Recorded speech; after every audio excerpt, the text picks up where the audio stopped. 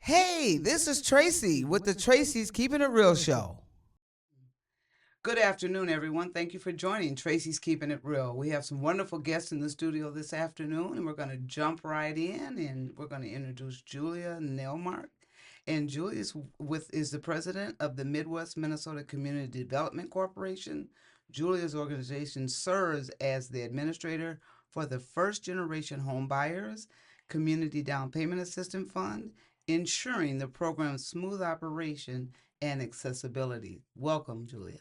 Thank you, Tracy. Great to be here. Great to have you. And then we have Jason here, and Jason Peterson is the CEO of NeighborWorks Home Partner. Jason and his team played a key role in creating the program's progressive structure and international process, shaping it into a valuable resource for first-time home buyers. Jason, welcome to the program. Thank you, Tracy. Thank you for having me. Well, it's exciting. We hear, and I got a chance to talk to one of my other dear friends, Bill Gray, who's with the Homeownership Center, and we talk a lot about home ownership. So it's wonderful to have the two of you here together to kind of really keep that dialogue going more. And I think our community, being the African American community, is probably one of the lower homeownership communities in Minnesota, and how there are organizations that are really trying to help close the home ownership gap are always of interest to our listeners and our viewers. So we're just going to jump right in with some of the questions we have, and certainly I'm sure either of you are equipped to answer both the questions, but for time's sake, maybe we'll take one and then I'll bounce the other one off to the other one, okay? Mhm. So let's look at the overview of the programs, and can you explain actually we'll start with the first generation home buyer community down payment assistance, and tell us what that fund is, if you could. Sure. So the Minnesota legislature passed a bill in May of 2023 providing $150 million towards first generation home buyers down payment assistance.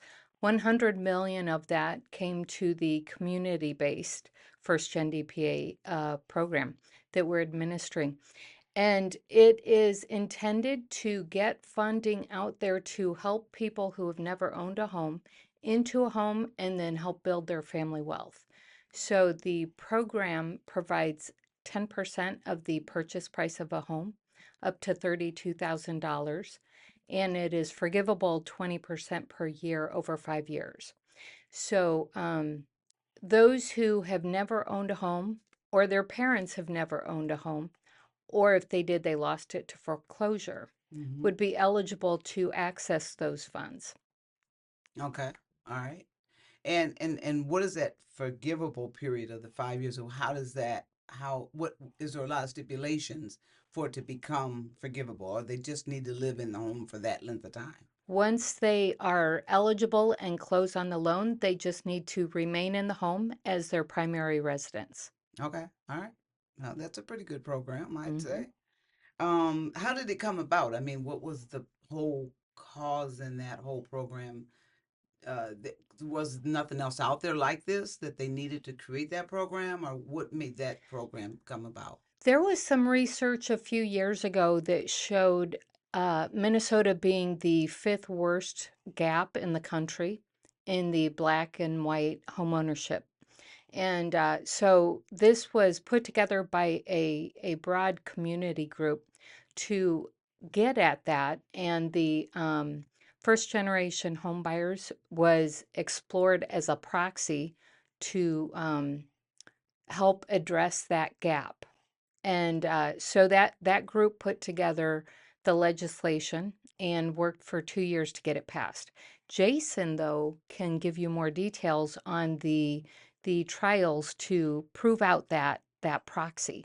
Well, Jason, want to take it from there? Yeah, sure. As Julie mentioned, Minnesota historically has one of the largest racial disparity gaps in homeownership, and specifically the Twin Cities metro area has the largest black and white homeownership gap in the country. And so our organization is a Twin Cities based homeownership group, and we've been working along with the Homeownership Center and other partners to really close that gap. And one thing that we started in 2017 was a first generation down payment assistance program.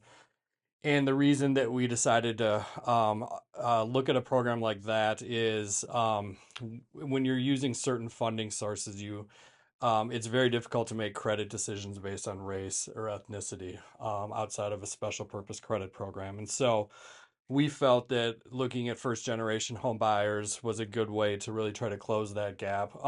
Historically, folks that purchase a home, they often get some financial assistance from their parents or from somebody to help maybe make that down payment. And if you're a first generation buyer, you're not going to have somebody that has that wealth or access to that wealth. And so it kind of perpetuates that. So in 2017, we launched a first generation down payment program serving certain neighborhoods within the Twin Cities metro. Then we got some additional dollars from the National Fair Housing Alliance, and so we were able to broaden that a bit. So in the end, through our pilot, we helped about 50 families. Of those 50 families, 94% of those represented BIPOC communities. And so that was really the basis for This Works. And so then we were a part of the group, as Julia mentioned, to bring this idea forward at the state level and using really our work, our research, and we had to tweak things along the way, but really based off that pilot to serve not only the Twin Cities, but all throughout Minnesota at a much larger scale.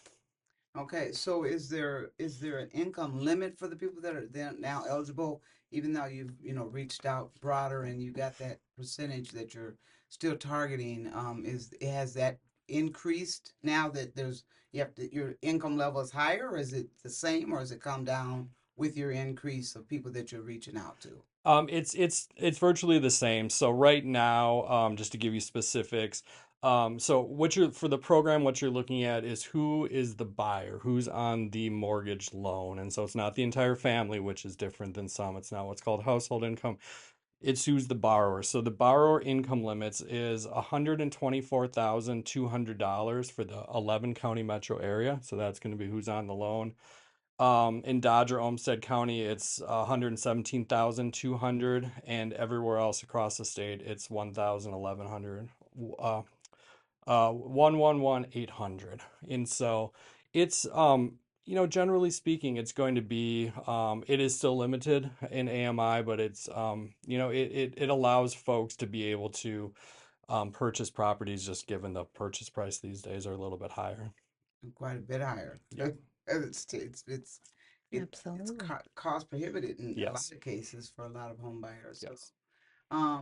how does the program work with co-buyers, and can they have a co-borrower, excuse me, can there be a co-borrower involved in the process?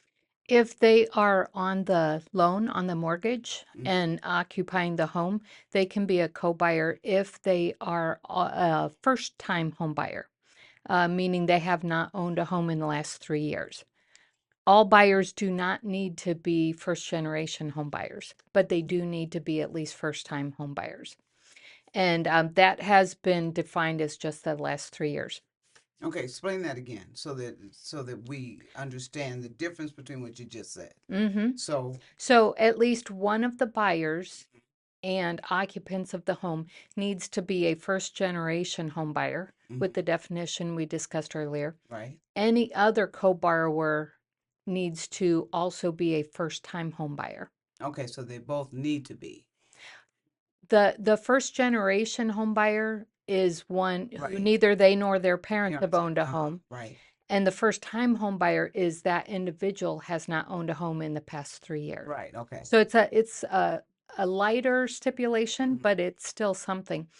And in the past 3 years too. So something Right, in the past they could have still had been at one time. I got you. exactly. Okay. Non-occupant home co-borrowers are not allowed. Okay. So So they need to be they have to be actually at the living there. residence. Yeah. hmm Okay. And are they too, because I know a lot of times when you're buying a home, again, back to Jason's point of maybe not having all the right funding and being a first time home buyer, are they able to, though, if they were to have someone to give them money, would they be able to still be in the program if they were looking for somebody with some assistance outside of what you're giving them?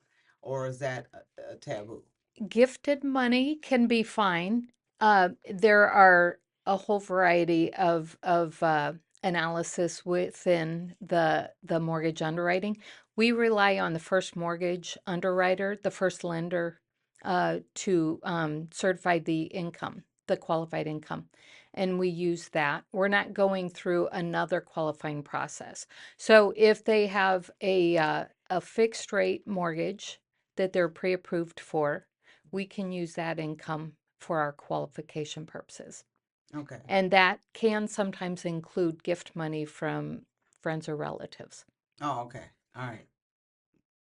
So how much does the DPA can a person qualify for? What's is there a maximum based upon your income? So if you make less, you get more, or is it the other way? We just have the single income limit, well, the three levels of income limit based on location within the state, and that updates each year by Minnesota Housing.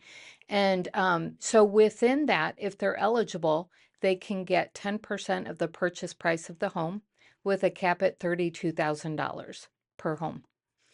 They can layer that with other down payment assistance programs and that they're eligible for, that we don't have a limit on that.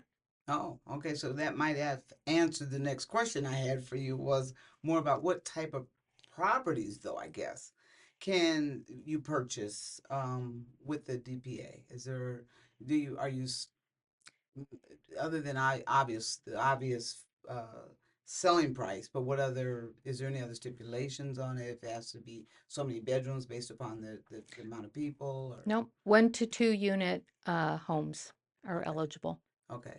So not buying any no apartment complex or anything, Right. A right? duplex is okay, but not an apartment complex. Right. Well, and that makes sense because you're looking for people that are actually going to be living in the homes and not renting them out and becoming landlords or um so why is home buyer education required and what does it entail? Because we talk about there's a part of the home buyer education process. Yes, we're actually trying to change behavior here. So many people buying a home could be assisted so much in learning about the process in advance. And there is the home ownership, home buyer education is available to everybody, and it's free or low cost. But most people don't know about it until they're almost at the closing door, and it's a requirement for some funding they get. And then they get it as a last minute thing. My own daughter had a tax credit mortgage and told me afterwards, Mom, it would have been great if I knew about this 4 months ago. We're trying to push people to learn about it in advance so they understand the home buying process, can work on their budget, can identify what mortgage products could be out there, who to talk to, a realtor, a lender, etc. And also plan ahead for what owning a home means and the maintenance involved and the budgeting process and things like that. So that homebuyer education is a requirement for our program to have had that within the last 12 months and also to have had that before signing a purchase agreement. Okay, so they have to go through the program. Correct. Okay. And it's not just a specific program. There are multiple programs available. The Homeownership Center lists some of those eligible programs in there. There are a couple of them, and there's also an online program called Frameworks that is eligible for that. And that's not that's a partner of who you guys work with, or is just they do that training? It's an eligible tool that has been certified as providing the appropriate information. How do people feel about that program? I mean, how do if you got to take that class, are you is it that the census is that everybody's comfortable with that, or if it's like why are you training me to do things I already know? Kind of what's the consensus on what people are I saying? would say the people we're trying to reach with this funding who have never owned a home and didn't grow up in a family home don't have that experience or that education background, that kind of thing, and they really appreciate the information.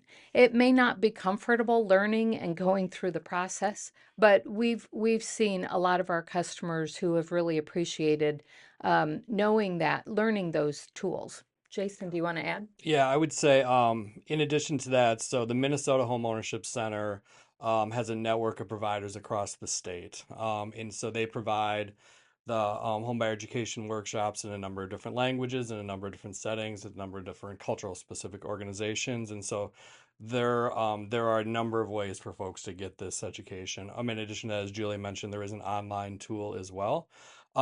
Generally speaking, it's going to be a great introduction for folks to really help understand the home buying process. So our organization is an organization that provides these workshops, and so in addition to having a HUD certified housing counselor facilitating these, we will bring in a lender to talk about the different loan types. We'll bring in a realtor to talk about the different aspects of the realtor representation. We'll bring in a housing inspector to talk about what the inspection looks like. So it's really a great overview of what to expect as you become a homeowner. So our organization and others, this is something that can be offered in person. This is something folks can do virtually. We both do weekend and then we do evening classes, and some of our partners do different variations on that. So to really try to remove any barriers that folks would have to getting access to this. Perfect. And so, the, with that, and then you mentioned some of the I'm not sure about the ethnicity of the trainers. Mm-hmm. Is it like, because we know that the numbers of the low disparities is within the African American community. Yep. So then are a lot of all them different groups of people that are coming to train, are they people of color? Are they African Americans? There are a number that are, yes. And so the network encompasses all of the state. And so definitely within the Twin Cities, there's a number of providers, and there's many that are African American led organizations and have African American facilitators and presenters. Yep, for sure. Good, because I know that's a whole nother thing, is just knowing that you're comfortable Yep. with somebody that's digging into your personal business. Yes. That home ownership requires you to Yes. do. Mm-hmm. So, does the recipients need to pay back the down payment assistance that they receive from you? No, it is forgivable as long as they remain qualified and remain in the home the 5 years.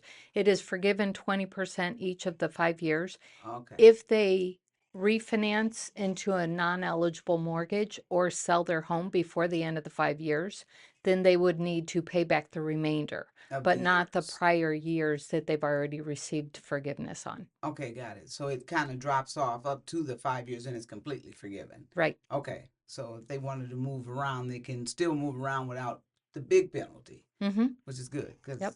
So, so what other assistance is available for first time home buyers? That's additional support that might be out there that you work with. Do you guys work with other organizations that provide that additional support? Yeah, sure. So one of the big pieces is going to be that home buyer education, and so we work with a number of partner organizations that have some different curriculums that really support that work.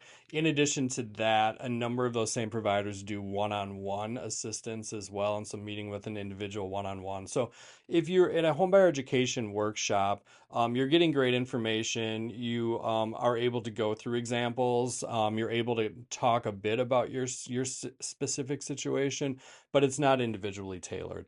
And so if you have a one-on-one homeownership advising appointment, which most folks offer free of charge as they do the homebuyer education workshops. Then you get to sit down with a HUD approved counselor and you get to actually look at your specific situation. So they'll often do a soft credit pull, so it won't hit your credit, but you can see what your credit is. They'll do a budget with you. They'll look at your savings. They'll look at your debt, and they'll really look at your individual situation. And if there are things that might improve your ability to get a mortgage or a better loan, then those are things that you can work towards, say improving your credit score, and the counselor advisor will assist with that. Or if you are mortgage ready and you just aren't sure where to go, like what would be a good loan opportunity, FHA or conventional, who has different programs, they're a great resource to provide that. And in addition, as I mentioned on the homebuyer education side, there are a number of different groups that are doing this in different languages. There's some cultural specific groups. And so there's really a lot of opportunities for folks to really find somebody to help in a one-on-one support setting. The other thing another area of assistance that is out there is there are additional down payment assistance programs. And so specifically our organization provides around about 9 different down payment programs right now in the Twin Cities that can be layered with this program. And then we have partners that provide down payment as well. And so that's another great resource because as we talked about earlier, home prices are still really high and incomes have not kept pace with home prices. And so That is still the single biggest barrier, is that down payment assistance. And while this is a substantial amount, this isn't always enough. And so there are other down payment providers out there that we coordinate with, both within our organization and across other organizations. And that's a really important piece to this as well.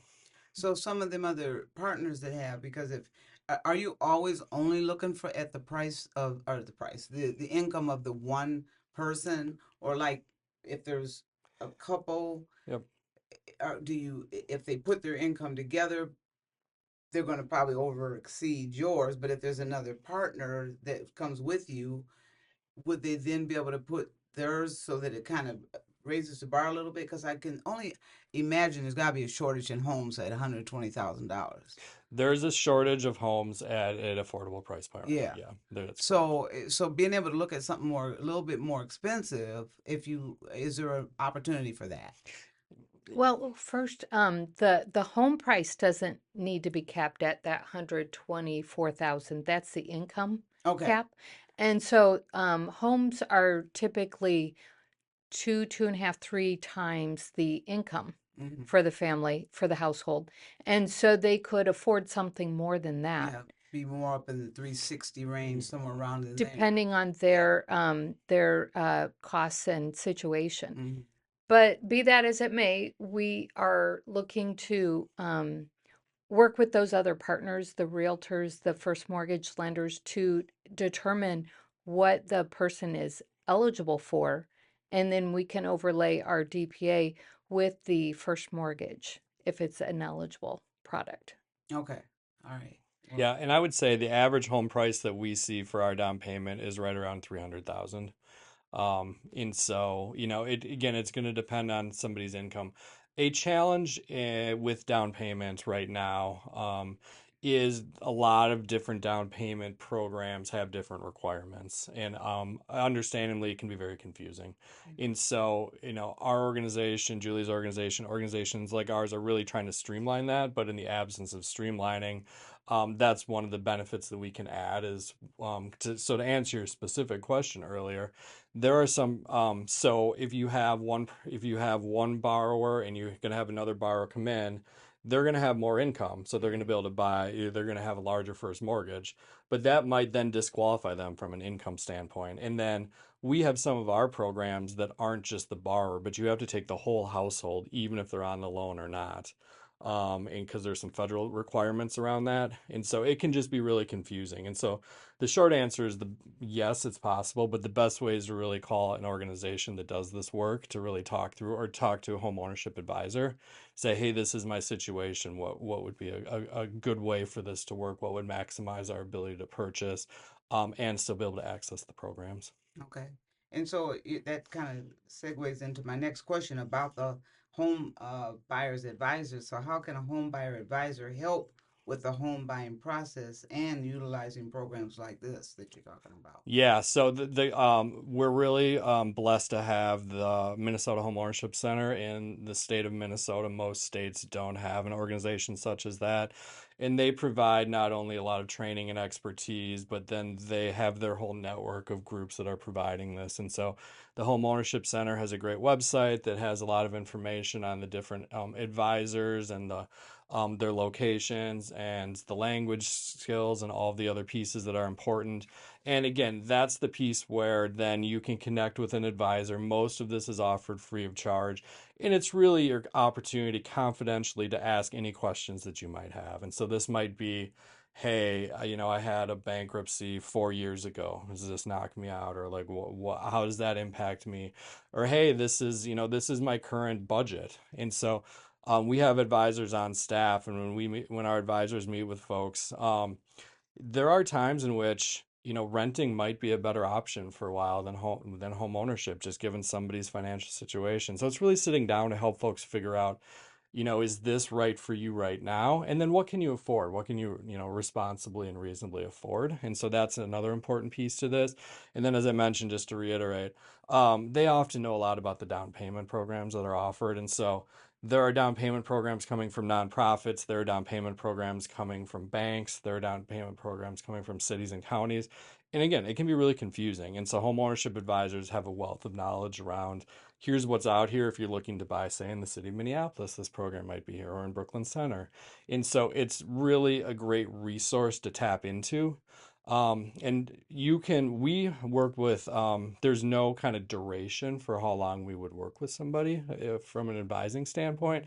We had somebody that we've been working with for over 10 years that just purchased their home. And so, it's sometimes it's the long haul, but that's great. And it's like, let's keep moving and progress forward. And so it's kind of wherever you are, we can help you with that. And again, we have some folks that are mortgage ready and they come in and it's like, I don't even know where to start. I wouldn't know what bank to contact, and so like we can say, hey, are you a veteran? Like all the different pieces that would really make a difference to help you. Our goal is that you're an educated home buyer. And so how can we help you get the resources and the tools for you to be successful? And so you can then succeed within your home ownership journey. And so that's really the goal of the home ownership advisor. And the home ownership advisor, it seems like they would actually direct the home buyer into an area that they need to be in opposed to sending maybe, would they send them to maybe the class first, the education class first before they see you? Or would they see you and then see that class? Yeah, it really kind of depends on where they're at. So if you're going to have somebody that is going to be mortgage ready, that the class is really meant is as a big overview. Of a lot Um, of the things they're going to be encountering at yes, purchasing home. yes. Right. And the one-on-one advising is really more individualized, as I mentioned.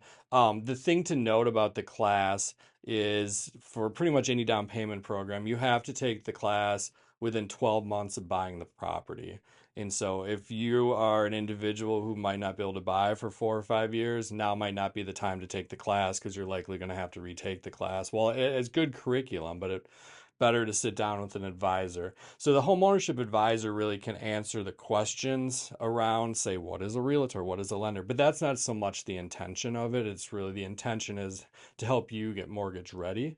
The class is the great overview. And then the nice thing about the class is you have peers and other folks in the class that ask questions you might not be thinking of, and you can do stuff together. And so it's a great way to do that. As Julia mentioned, with her daughter's story, we do a survey at the end of all of our homebuyer education workshops, and over 90% of the folks, the most common thing we see is, I wish I had taken this earlier. And so it's like, how can we get folks ready? And even if folks might not want or need or feel they need to see an advisor, which, some folks might be able to be successful in the journey without that, the class is still a really important piece because it's just this great overview of all those pieces that go into it. Yeah, I think that certainly knowing about purchasing homes and people understanding the whole, I mean, they start off worrying about the interest rates, which, by the way, is it a good time now to even be buying a home with interest rates the way they are? You know, the I was talking with somebody who works with the markets the other day, and he said the market has already priced in 3/4 points reduction by year end. So 3/4 of a percentage point reduction. The mortgage rates move faster or somewhat independent of the prime interest rate. So it is coming down already. It's probably down about a 1.5% from the max we saw last year, earlier this year. So it depends on the person's situation, and they can start working on getting prepared to buy a home and then wait and see how the rates look, or they can meet with their first mortgage lender and find out what they qualify for. Some mortgage programs will provide a lower interest rate to begin with. Well, it certainly sounds like the thing is that going through the classes and getting the mortgage rates and hopefully locking them in where you need them to be, but also being able to find the home that's going to put you in a nice home as a first time home buyer so that, Mhm. and having people walk you through the program and making sure that you get that inspector that you mentioned earlier is very Yeah, important. correct. And then understanding with the home buyer person that works with you is the advisor is to inform you of the necessity in getting that home that real estate looked at and making sure that everything has met the codes, and so you're not buying something without the information that is needed to make a good home buying decision. Absolutely. So it seems like all the things that I've heard this afternoon are really good, informed information that helps our communities make good choices on how they can buy a home. Last question though. So what sets this group aside from another one? Why would someone not want to go somewhere else? Why would they not want to come and see Julie and Jason? Well, this is a pretty attractive program to get up to $32,000 to get into a home and then have that forgiven over 5 years. So if you can find another program that provides that or more, go for it. That would be Or see if you can layer them on and do both. right. That would be a good plan, huh? Yes. That is a really incentive to come to you. So that makes a Yeah. lot of sense. So do you have any closing remarks? Yes. Anybody who has questions can go to our website, firstgendpa.org. That's first, FIRST, gen, GEN, DPA.org. And that will provide all the information about the program that we've discussed today and more. It will provide a link to the Homebuyer Education Minnesota Homeownership's site to provide a number of providers throughout the state and a whole slew of other information. So, and an email and other things to call. And the application link is on that website as well. And they need to fill that out prior to coming to see you. Yes. Or to be qualified, I guess, of course. Yes. Okay, got it. The application, the link on the website will take them to a fairly short questionnaire that goes through the eligibility steps, and then that will come into MMCDC's offices. Will confirm their eligibility. They would need to upload their first mortgage pre-approval letter and their homebuyer ed certificate. And then we can assign them to one of our partner lenders throughout the state who can work with them individually on certifying their application is eligible, getting them a reservation for the funds, and then guiding them through the process of finding their home, or once they find it, getting that DPA involved there. So just to say somebody's having trouble with filling that form out, can they still get assistance with filling that form out? I understand you say it's a few questions, but just maybe there's a few that they're skeptical of. Will they be able to still reach out to someone and get Yes. that? Okay, great, great. So Jason, you have anything that you want to share with our listening audience before we? Yeah. I mean, so, the question is now a good time to buy. That's, been a question that's asked, over the years.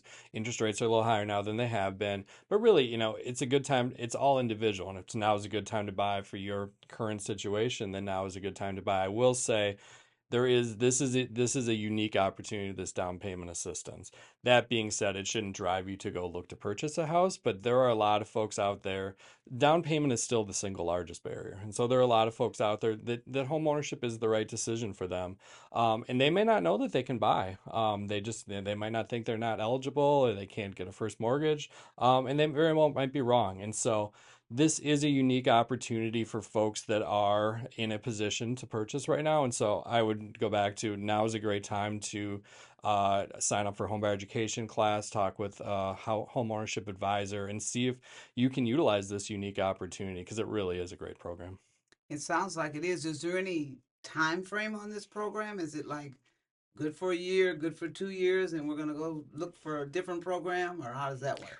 Our program is limited to 3 years from when we signed the contract with Minnesota Housing earlier this year. I think it was May of 2024. So whenever we run out of money or reach the end of the 3-year period is how long this program will last. Okay, that's good to know. So those that are ready now need to act now, and those that don't think they're going to be ready for another 5 years, they might just have to look at what's out there at that time. So, or those that are just starting can start the process to get ready, and maybe by next summer or spring they'll be ready and they can access the funds then. yeah, it's a tremendous opportunity. I mean, Mm-hmm. that's a nice down payment assistance, I would say. Yes. So thank you so much, Jason and Julia, for being on the show this afternoon. Thank you, Tracy. We're going to have you come back on when we get some more of them numbers out there that tell us how many more people have signed up. And we really want to close this home ownership gap and, Absolutely. get people out of these apartments and get them into homes where they can be more responsible for their outcome. Yes. Yeah, instead of the landlord's outcome of maybe taking care of the property and maybe not. So true. So anyhow, thank you so much for joining Tracy's Keeping It Real. And next time we're going to be looking at we're going to have another segment of home ownership coming up on September the 16th. And it's going to be at 3:30 this time, and dive deep into home ownership education courses that are required so they can learn more about how that all works out. So thank you so much for listening in, and until next time, remember, Tracy's Keeping It Real.